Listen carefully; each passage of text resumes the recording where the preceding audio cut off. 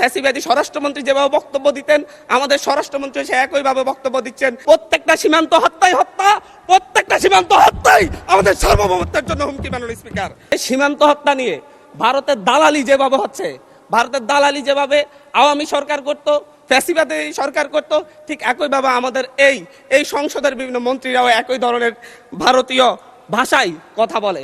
এবং ফ্যাসিবাদী স্বরাষ্ট্রমন্ত্রী যেভাবে বক্তব্য দিতেন আমাদের স্বরাষ্ট্রমন্ত্রী সে একইভাবে বক্তব্য দিচ্ছেন যে মাননীয় স্পিকার সকল সীমান্ত হত্যাকে সীমান্ত হত্যা বলা যাবে না। আমরা বলছি প্রত্যেকটা সীমান্ত হত্যাই হত্যা, প্রত্যেকটা সীমান্ত হত্যাই আমাদের সার্বভৌমত্বের জন্য হুমকি।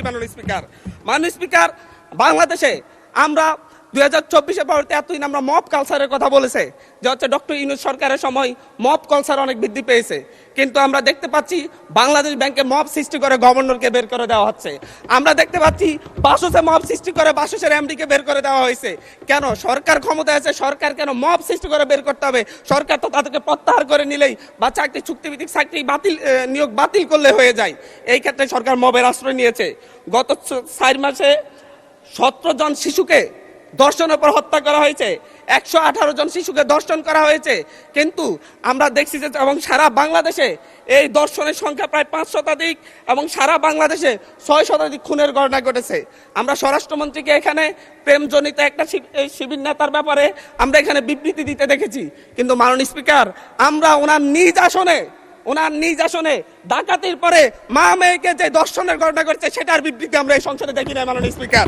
মাননীয় স্পিকার, বাংলাদেশের ন্যায় বিচার সুবিচারের কথা বললে সেটা যদি হচ্ছে একপাক্ষিক হয়ে যায়, দলীয় হয়ে যায়, তারও বড় সমস্যা। আমি এই সংসদে বলেছিলাম আমার এলাকায় অভিযোগ উঠেছে শাপলাগলিতে ভোট দেওয়ার কারণে বিএনপির লোকজন একজন নারীকে ধর্ষণ করেছে। আজ পর্যন্ত এটার কোনো সরকারি তদন্ত রিপোর্ট নাই। এই ব্যাপারে আমাদের স্বরাষ্ট্রমন্ত্রী এখানে দাঁড়িয়ে কোনো ব্যাখ্যা দিবেন কিনা মাননীয় স্পিকার আমি জানি না। মাননীয় স্পিকার, আমাদের এই একটা বাজেটের ঠিক পূর্ব বাজেট ঘোষণার পর দিনই বাংলাদেশে নিত্য পণ্যের দাম বৃদ্ধি হয়ে গেছে। চালের কেজি বেড়ে গেছে 7 টাকা, আমাদের তেলের লিটারে বেড়েছে 5 টাকা। কিন্তু হচ্ছে আমরা সরকার বলছে জনগণের আস্থা ফিরে এসেছে। কিন্তু মাননীয় স্পিকার আমাকে আরো 3 মিনিট সময় বাড়িয়ে দিবেন, আমি এই কথাগুলো বলতে চাচ্ছি জনগণের হয়ে।